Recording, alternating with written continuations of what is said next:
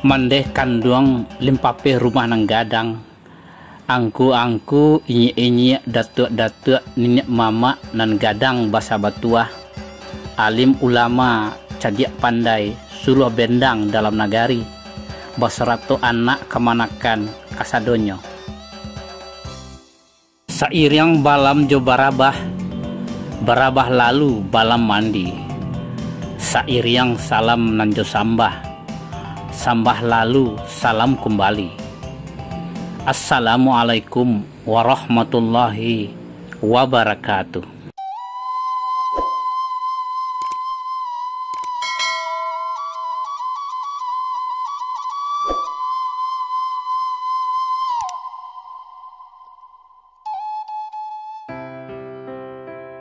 Selamat datang di Didi TV.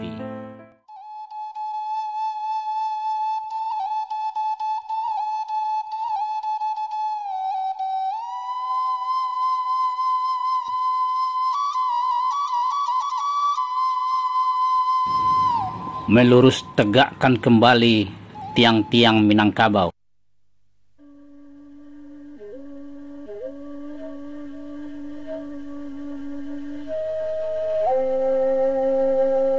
Pada edisi ini, kita akan membahas tentang 4 tiang Minangkabau yang harus dilurus dan ditegakkan kembali.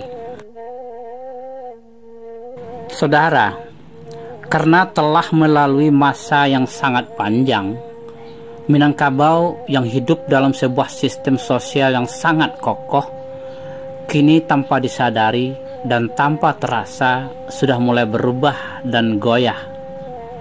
Atau mungkin juga karena adat sudah tidak lagi dipakai sebagai tatanan hidup, sistem sosial utama Minangkabau, sehingga pewarisannya nyaris putus. Na'udzubillah minadzalik.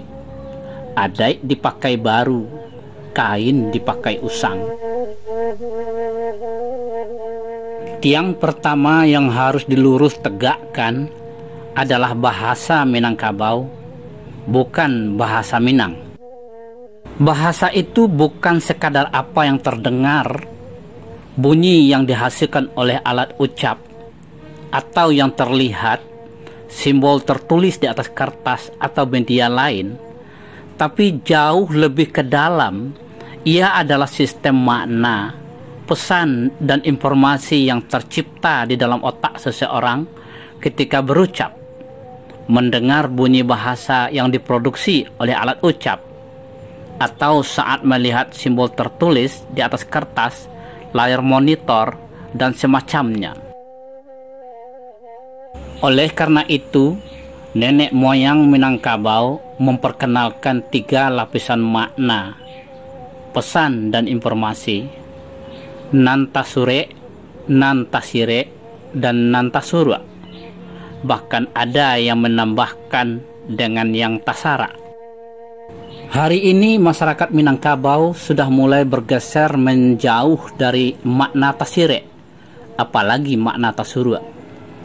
Bahasa Minangkabau yang kita dengar hari ini sesungguhnya tidak berbeda dari bahasa-bahasa masyarakat lain. Yang berbeda hanya bunyi yang dihasilkan oleh organ ucap, seperti betul diucapkan dengan batua, betung diucapkan dengan batuang, punggung diucapkan dengan pungguang, untung diucapkan dengan untuang, dan seumpamanya. Walaupun tidak sedikit kosakata khas Minangkabau tidak terdapat dalam bahasa lain atau bahasa Indonesia, secara perlahan kosakata ini juga akan menjadi kosakata bahasa Indonesia. Karena kosakata bahasa Indonesia berasal dari kosakata bahasa daerah, termasuk Minangkabau. Memang bahasa setiap kelompok masyarakat memiliki bunyi khas yang tidak diucapkan dalam kelompok masyarakat lain. Jangankan antara Batak dengan Minangkabau, atau Madura, Jawa, Bugis, Papua dengan Minangkabau, bunyi yang dihasilkan oleh alat ucap masyarakat Padang berbeda dari bunyi yang dihasilkan oleh alat ucap masyarakat Solo, Payakumbuh, dan lain-lain. Inilah yang biasa disebut dengan istilah dialek. Bahkan antara individu dalam satu keluarga mempunyai ciri bunyi bahasa yang khas, yang berbeda satu sama lain, yang disebut dengan idiolek. Tidaklah kita menafikan, menyangkal bahwa memperkenalkan dan mengajarkan kosakata dengan berbagai varian bunyinya kepada generasi milenial adalah perlu. Namun yang lebih penting dan mendesak adalah mewariskan sistem lapis makna dalam, yang dalam konsep bahasa Minangkabau dikenal sebagai nantasire. Inilah identitas Minangkabau yang perlu dilurus tegakkan kembali. Bahaso menunjukkan banso. Artinya, tingkat kehalusan budi pekerti seseorang dan kelompok orang, masyarakat, terlihat dari pilihan dan rangkaian kata yang dia gunakan pada saat bertutur. Penggunaan kata waang untuk laki-laki sebaya dan kau untuk gadis sebaya, umpamanya, tidak terkait dengan persoalan kesetaraan gender. Seorang anak tidak pernah akan menggunakan kata ganti orang waang dan kau kepada orang tuanya, pada orang yang lebih tua atau orang yang lebih dihormati, walaupun masyarakat barat yang identik dengan modern menggunakan kata you untuk ayah bundanya, nenek kakeknya, saudara-saudaranya, dan semuanya. Ini bukan soal kesetaraan, demokratis, dan konsep apapun namanya. Ini adalah persoalan budi pekerti, sopan santun, etika dan moral, akhlak. Nan ketek dikasihi, nan tuo diharagoi, samo gadang bau bakawan. Dalam masyarakat Minangkabau, bentuk penghargaan dan penghormatan kepada seseorang tercermin dari 4 langgam kato yang merupakan gaya dan pilihan kata dalam rangkaian kalimat yang terdiri dari 4 tingkatan. Kato mendaki, ujaran atau bahasa yang digunakan untuk orang yang lebih tua dan orang yang dihormati. Kato mendata, ujaran atau bahasa yang digunakan untuk lawan bicara sebaya. Kato menurun, ujaran, bahasa yang digunakan untuk orang yang lebih muda, anak kemanakan, dan seseorang yang status sosialnya lebih rendah. Kato maleriang, ujaran atau bahasa yang digunakan untuk orang yang disegani untuk menjaga hubungan sosial khusus, seperti mertua dengan menantu, mamak rumah dengan sumando. Dalam hal rangkaian kalimat, bahasa Minangkabau sebenarnya lebih cenderung memilih kalimat yang bermakna konotatif, tasire. Ketika mendengar seseorang menjelaskan sesuatu yang sebenarnya kita lebih tahu dan paham, kita tidak akan menggunakan kalimat "ndak usah angku jalehan lai, ambo lebih paham setantang itu." Tapi kita menggunakan kalimat "usahlah menggaleh panjai kacino, maja tantara babarih, majan itiak beranang." Orang Minangkabau tidak pernah menggunakan kalimat, tapi selalu menggunakan kalimat "lah dulu bajak dari Jawi." Memang terkesan bertele-tele, tidak to the point, seperti kebudayaan berbahasa orang barat yang identik dengan modern. Tapi haruskah Minangkabau menjadi barat? Penggunaan kalimat-kalimat yang bermakna konotatif, tasire, bertujuan untuk menghindari konflik langsung dalam berkomunikasi, sehingga hubungan sosial tetap terjaga baik, sementara pesan tetap tersampaikan. Kata bahasa dan budi sering digandengkan. Budi bahasa yang bermakna bahwa kehalusan dan kemuliaan budi, akal pikiran, karakter seseorang atau sebuah masyarakat tercermin dari tutur kata dalam berkomunikasi masyarakat tersebut. Nan kuriak kundi, nan sirah sago, nan bayak budi, nan indah baso, harimau bana nan di dalam parui, kambiang juo nan kalua. Inilah tiang Minangkabau pertama yang harus dilurus tegakkan kembali. Tiang kedua yang harus dilurus tegakkan kembali adalah Soko Pusako. Soko adalah warisan kepemimpinan kaum yang bersifat imaterial, sedangkan Pusako adalah warisan barang, benda, milik kaum yang bersifat material. Untuk menjaga keutuhan sebuah kaum atau suku, setiap soko yang diemban oleh seorang pengulu diberi gelar sebagai identitas abadi kaum tersebut, yang sebagian besar adalah datuk, walaupun tidak semua datuk adalah pengulu. Datuk Sinaro umpamanya, dari awal membangun perkampungan kaum di Bonjol, Pasaman, adalah gelar soko penghulu suku Piliang Nagari Ganggo Hilia. Sampai sekarang, gelar ini tidak berubah dan tidak boleh diubah, walaupun sudah lebih dari 10 generasi. Yang menjadi persoalan yang perlu dilurus tegakkan hari ini ke depan adalah pemberian gelar soko oleh sebuah kaum. Tagak pengulu sakato kaum, bukan kato segelintir orang yang memiliki kekuasaan politis dan finansial, yang mengakibatkan terjadinya sengketa soko yang menghabiskan energi sosial, mental, dan fisik, tentunya akan menggoyahkan dan melemahkan Minangkabau. Biriak-biriak tabang kasama, dari sama ke halaman, patah sayok tabang beranti, tasuwo di tanah batu, dari niniak turun ke mama, dari mama ke kamanakan, patah tumbuh hilang berganti, soko dibawa dengan mudo. Adai pulai batingkek naik, meninggalkan rueh di bukunya. Adai manusia bapangkek turun, meninggalkan adai di pusakonyo. Mati datuk berganti datuk, dan gala bak samulo. Artinya, pewarisan soko dilakukan menurut garis suku, bukan keturunan perempuan atau ibu, dan gelar tidak boleh diubah. Soko dan pusako adalah dua hal yang saling melekat, tak terpisahkan. Salah satu tugas penting seorang pengulu yang menyandang soko, yang disebut hutang pengulu nan ampek, adalah menjago harato pusako, harta benda milik kaum dalam segala bentuk dan rupanya, bukan milik pengulu, niniak mama, atau mandesoko.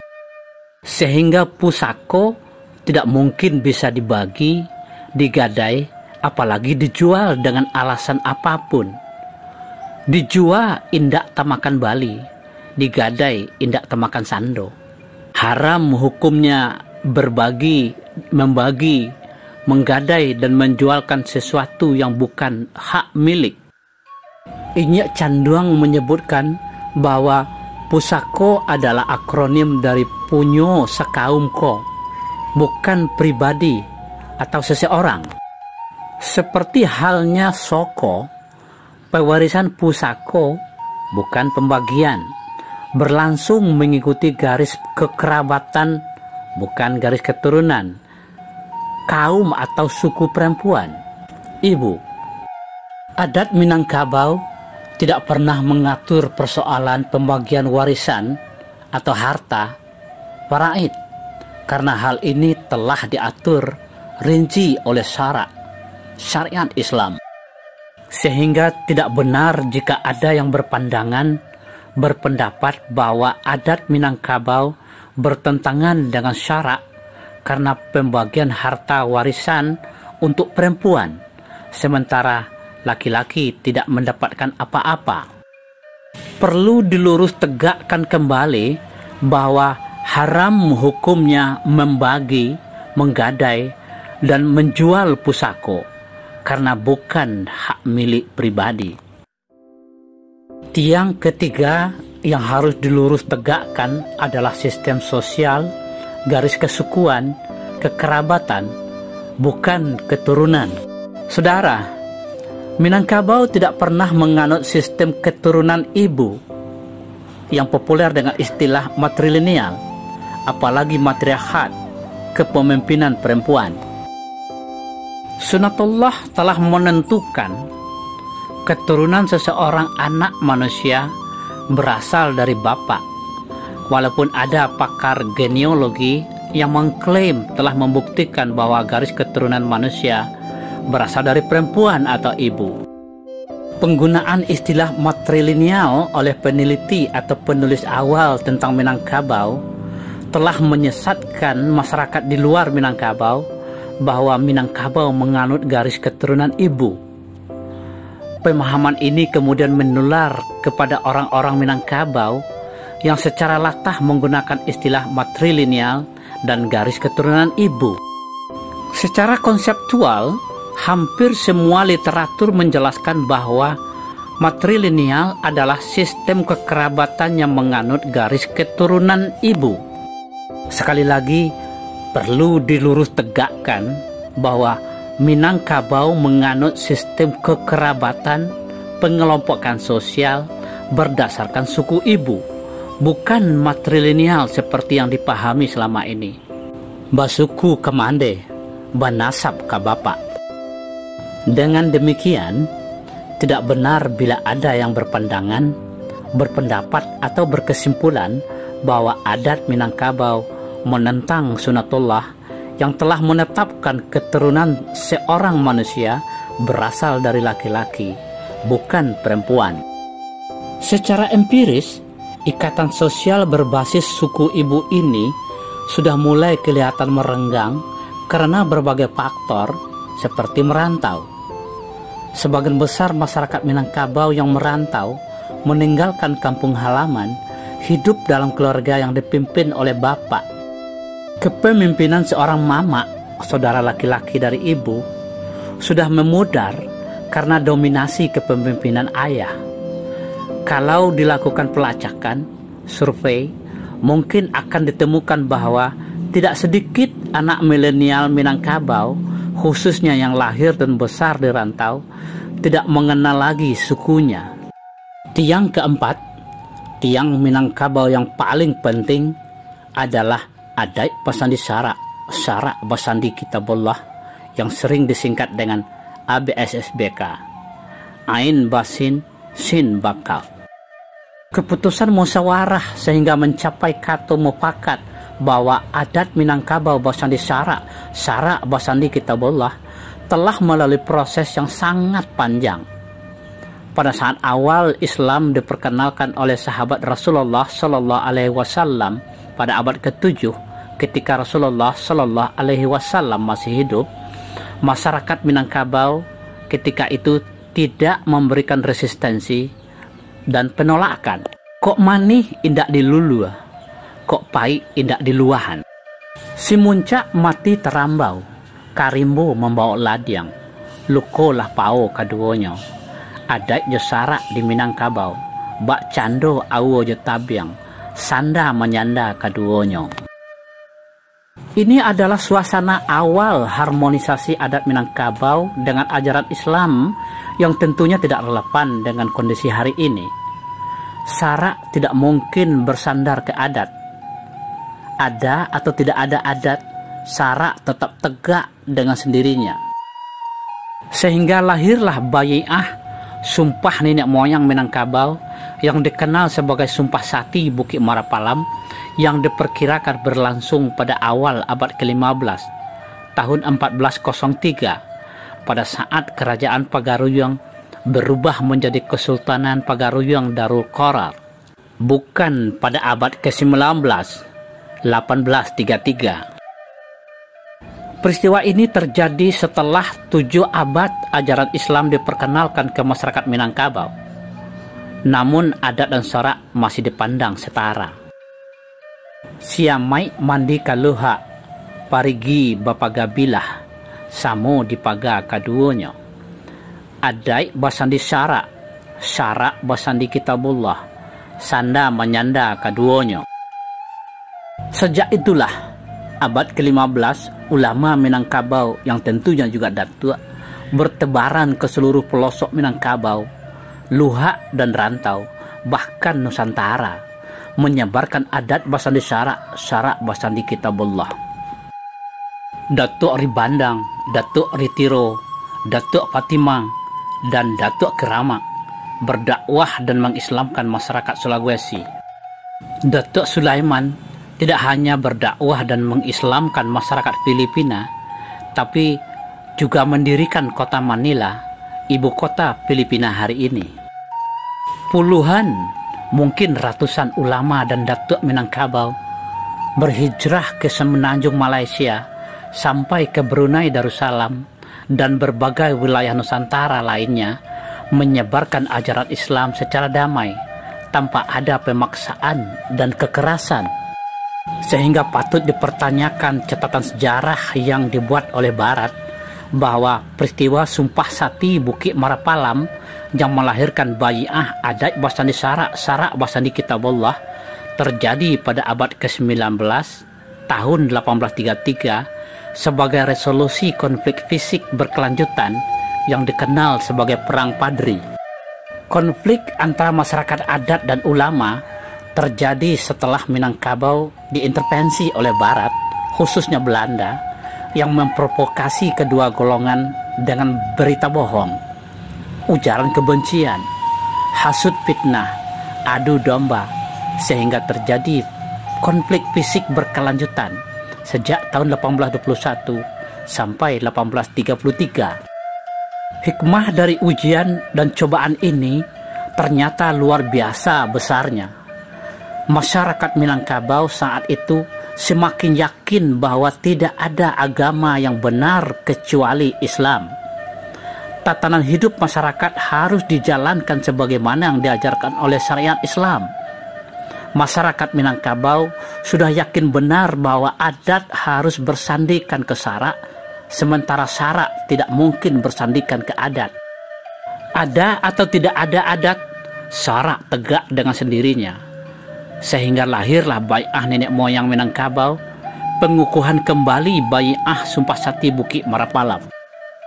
Adai nan sabana adai, nan tak lapuak dek hujan, nan tak lakang dek paneh. Jika diasak indak layu, jika dibubui indak mati. Adai basandi syara, syara basandi kitabullah. Adai nan bapaneh, syara nan balinduang. Syara kaganti nyawa, adai kaganti tubuh. Syara mengato, adai memakai. Syara mengato, adai memakai. Itulah 4 tiang Minangkabau yang harus dilurus tegakkan kembali kalau kita tidak ingin Minangkabau hanya tinggal dalam catatan sejarah. Na'udzubillahi min zalik.